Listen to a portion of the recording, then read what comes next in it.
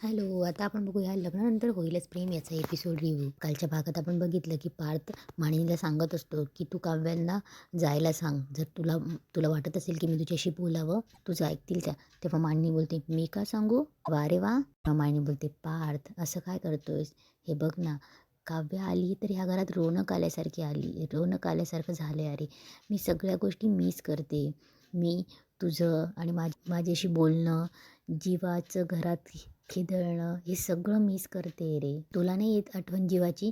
तेव्हा पार्थ उठतो आणि बोलतो, येते ना, येते. मला जीवाची आठवण येते, पण त्या आठवणी यायच्या आधीच बाकी सगळ्या आठवणी हजेरी लावतात. तेव्हा मानिनी बोलते की हो रे, हे बघ 16 डिसेंबरला जे काही झालं त्यामुळे मी बिथरलीच होती. मला असं वाटलं होतं की सगळं काही संपलं आहे, आता काहीही पहिल्यासारखं होऊ शकत नाही. पण पार्थ असं नको करू ना रे. बरं जाऊ दे, तू अजून जीवाला मिस करणार आहेस. परवा. तेव्हा पार्थ बोलतो, परवा काय आई?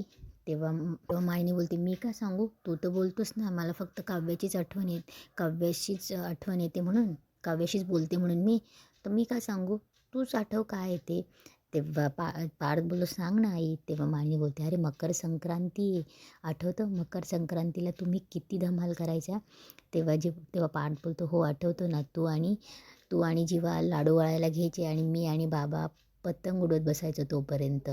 युग माझा मांजा पकडायचा आणि आमची पतंग एकदम हवेत जायची. आणि तेव्हा मानिनी बोलते, आणि विक्रम हारायला आले की पटकन जीवाच्या हातात पतंग द्यायचे आणि मग तुम्ही दोघी पतंग उडवायच्या भांडणे लावायचे. तेव्हा पार्थ बोलतो की मी कधी जीवाचा मांजा काटला नाही आणि फक्त त्याची हवेत उडणारी पतंग बघत बसायचो. पण नियतीने आमच्या आयुष्यामध्ये असा काही कट मारला आहे, फिरकी खाली पडली आणि आमचे पतंग असेच हवेत उडत चालले. आता हे कापलेही जाणार नाही आणि ते खाली येणार नाही. तेव्हा मानिनी त्याच्या खांद्यावर हात ठेवते आणि बोलते की हवा शांत झाली ना, तर आपोआप पतंग खाली येतो पार्थ. व मानिनी बोलते, विश्वास ठेव, सगळी परिस्थिती हळूहळू सुधारणार आहे, सगळं थाऱ्यावर येईल बघ. तोवर तुझ्यातला गोडवा सोडू नकोस राजा. आणि मानिनी तिथून चालली जाते. तेव्हा पार्थ विचार करतो आणि बोलतो की मिस यू ज्युनियर. इकडे नंदिनी जीवाला बोलते, या खाली तुम्ही आणि व्हा बाहेर आधी. तेव्हा शारदा बोलते की नंदिनी अगं कशी वागतेस त्यांच्याशी? तेव्हा जेव्हा बोलतो, असू द्या हो सासूबाई. तेव्हा नंदिनी बोलते की अगं आई, तू माझी आई असून तू त्यांच्या टीममध्ये सामील झाली आहे.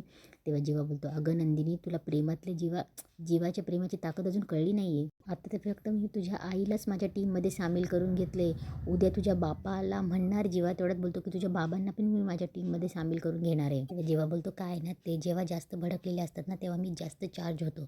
तेव्हा नंदिनी बोलते, हो ना, मग लॅपटॉप तुमच्या स्वतःच्या हातावर का नाही चार्ज करत? तेव्हा नंदिनी बोलते, आई लॅपटॉप काढ आणि देऊन दे त्यांचा लॅपटॉप. तेव्हा शारदा बोलते, अगं नंदिनी, घरात आले आणि ते आता होऊ दे ना चार्ज लॅपटॉप. तेव्हा जेव्हा बोलतो, ठीक आहे असू दे, थोडाफार तरी चार्ज झाला असेल आणि गरज लागली तर चार्ज व्हायला येईलच. आय मीन लॅपटॉप चार्ज करायला येईलच मी. तेव्हा नंदिनी बोलते, नाही तुम्ही बाहेर व्हा आधी. तेवढ्यात कोणीतरी येतं. तेव्हा जेव्हा बोलतो, पाहुणे आले, नीट वागा आधी. तेवढ्यात एक फुलांचा पार्सलवाला आणि गुड्डू येतो. तेव्हा जेव्हा बोलतो, हा तर आपला गुड्डू. तेव्हा त्यांच्या हातात फुलं बघून शारदा बोलते, अय्या किती छान फुलं आहेत. नंदिनी बघतच असते फुलांकडे. तेव्हा शारदा बोलते, आपल्या बागेतली फुलं आहेत? तेव्हा गुड्डू बोलतो, नाही. तेव्हा गुड्डू बोलतो, हे नाही, हे आपल्या बागेमधली नाही आहेत, हे आपल्या जीवांच्या नावावर लोकांचे बरसणारे फुलं आहेत. तेव्हा जेव्हा बोलतो, काय बोलतो हल? तेव्हा गुड्डू बोलतो, नंदिनी भाऊजी, हा डिलिव्हरी बॉय फूल घेऊन आला आहे आणि एक तर मला गेटवरच भेटला. तेव्हा जेव्हा बोलतो, काय डिलिव्हरी बॉय? तेव्हा गुड्डू बोलतो, नाही हे फूल. गुड्डू बोलतो, नंदिनी भाऊजी घ्या फूल घ्या. तेव्हा तो डिलिव्हरी बॉय नंदिनीकडे फूल देतो. तेव्हा त्या फुलावर नोट लिहिलेली असते, जीवांची नंदिनी, सोड तुझा राग, जीवांचा आहे खूप प्रेम, त्याच्याशी थोडं नीट तरी वाग. तेव्हा जेव्हा बोलतो, हां. तेव्हा नंदिनी खाली वाचते, जीवांची फॅन अनघा. तेव्हा जेव्हा बोलतो, वाव क्या बात आहे, क्या बात आहे. तेव्हा शारदा बोलते, याच्यावर काय लिहिलंय बघ. तेव्हा नंदिनी वाचते आणि बोलते, गेट वेल सून. अरे गेट वेल सून काय लिहिलंय? मी काय आजारी वाटते का यांना? तेव्हा डिलिव्हरी बॉय बोलतो की मॅडम, अजून 3-4 बुके आहेत, मी गेटवर लावून आलो आहे, लोकांनी सांगितलं होतं. आणि त्याच्यावर लिहिलं आहे हॅशटॅग जीवानंदिनी, त्याच्यावर लिहिलं आहे हॅशटॅग नंदिनी ये ना. तेव्हा जीवा हसतो आणि बोलतो, काय बोलतो म्हणजे माझे फॅन्स माझ्यासाठी बुके पाठवत आहेत? म्हणजे मी जे एफर्ट्स घेतो आहे ना, ते लोकांना आवडतं आहे? माझा विश्वास बसत नाही, गुड्डा विश्वास बसत नाही. तेव्हा तो वॉचमन बोलतो बराबर आहे जीवा भैया, एक दिवस नंदिनी भाऊजी पण तुम्हाला सिरियस घेणार. तेव्हा जीवा बोलतो हा वर घेतलं तिने मला सिरियसली.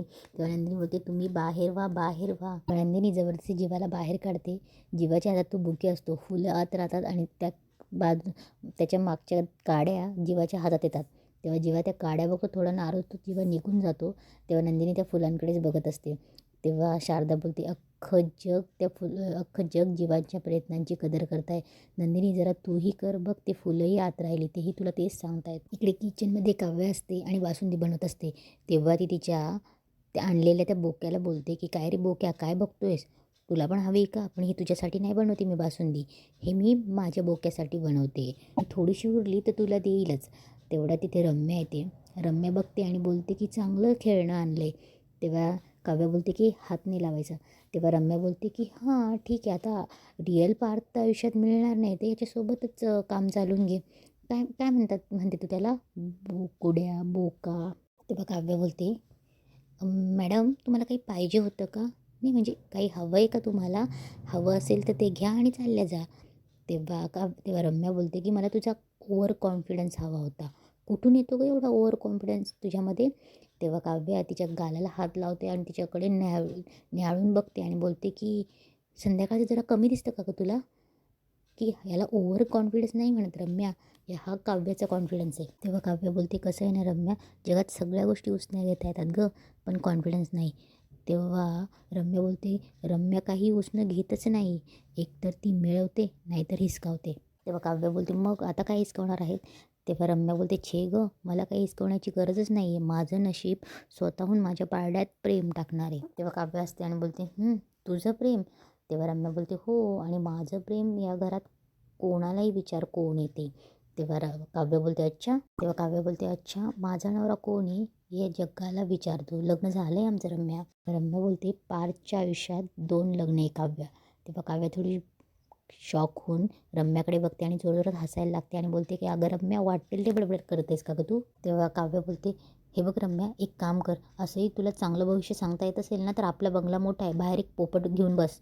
असंही तुझ्याकडे कन्व्हिक्शन पॉवर जबरदस्त आहे, असं मूर्ख बनवशील तू लोकांना. तेव्हा रम्या बोलते मी भविष्य सांगेल की नाही ते मला माहिती नाही, पण तुला माझं खरं भविष्य सांगते, ऐकवते. तेव्हा काव्य हसते आणि बोलते अगं बास कर ना रम्या, एकाच दिवशी किती कॉमेडी करणार आहेस तू? तेव्हा रम्या बोलते नाही, तू माझं भविष्य ऐकच, आणि अशा व्यक्ती करून ज्यांचं भविष्य कधीच खोटं ठरत नाही. तेव्हा काव्य बोलते कोण? तेव्हा रम्या बोलते अगं सांगते. तेव्हा रम्या त्यांच्या गुरुजींना फोन लावते आणि बोलते नमस्कार गुरुजी, आपण थोडं बोलू शकाल का? तेव्हा गुरुजी बोलतात की बोल. तेव्हा रम्या बोलते तुम्ही मागे म्हणाला होतात की तुझं लग्न पारशी होईल, सनई चौघड्या त्याच्या हातात तुझ्या नावाचं मंगळसूत्र असेल, सनई चौघड्यांचा सगळ्या घरात शेणाईचा वाजा असेल. तेव्हा गुरुजी बोलतात हो. तेव्हा काव्य थोडीशी दचकते. तेव्हा गुरुजी बोलतात की हो मी सांगतो तसंच होतं, आणि मी जे भविष्य सांगितले तसंच तुझ्या बाबतीत आणि पारच्या बाबतीत होणारे रम्या. तेव्हा रम्या बोलते धन्यवाद गुरुजी आणि फोन कट करते. तेव्हा काव्य काहीशी कोलमाडते.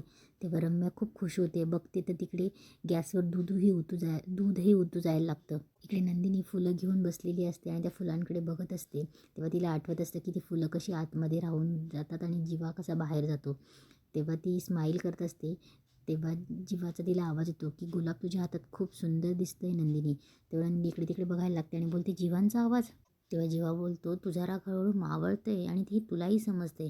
आता हे रुसूबाईचा मुखवटा सोड आणि मस्त चकाचक बाईच्या भूमिकेत ये. तर नंदिनी बोलते पण हा आवाज येतोय कुठून? वेडीस का नंदिनी, फुलांतून कसा आवाज येईल? तेव्हा नंदिनी इकडे तिकडे शोधते आणि फुलं कानाला लावते आणि शांत होते. आपली रम्या बोलते बाप रे, गुरुजींनी सांगितलेल्या संकेताला परफेक्ट टाईम बघ, दूध उतू जातंय. टायमिंग तर बघ काव्या, दूध उतू जाणं हे अशुभ संकेत असतो, माहिती आहे ना काव्या तुला? त्यामुळे तू जे हे काही करतेस ना ते सगळं फेल जाणार आहे अगं.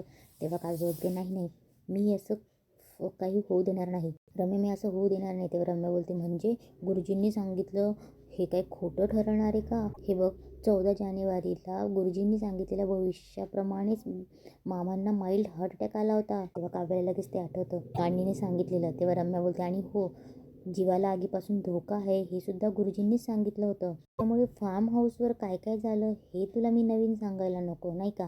आणि शिवाय पार्थच्या जीवावर बेतणार आहे हे सुद्धा गुरुजींनी तुला कॉलेजमध्ये येऊन सांगितलं होतं ना. तेव्हा रम्या बोलते पुढे काय झालं मग, आठवतंय ना तुला. तेव्हा काव्याला सगळं फ्लॅशबॅकमध्ये आठवत असतं. आणि 16 डिसेंबरबद्दल नाही बोललेलंच बरं हा ना. आणि इतके सगळे पुरावे असताना माझं आणि पार्थचं लग्न होणार आहे हे खोटं वाटतंय तुला. तेव्हा काव्य रडत असते. रम्या बोलते अरे बघू बघू तुझा चेहरा बघू. हे बघ काव्य, तू काय आहे ना आत्तापासूनच तुझ्या मनाची समजूत काढायला तयार राहा. कारण की गुरुजींनी काय सांगितलं आहे हे तुला माहितीच आहे ना आपल्या डेस्टिनीमध्ये काय ते. उगीच पुढे जाऊन ते पुसायचं असं मूर्खपणा कशाला करायला, नकोच करायला. म्हणजे आता पार्थ ऑलरेडी माझा झालाच आहे असं समज. तो बघ ना वर्षाच्या सुरुवातीला जो पार्थ तुझ्या प्रेमात बुडाला होता तो 2025 संपताना तुझा तिरस्कार करायला लागला गं.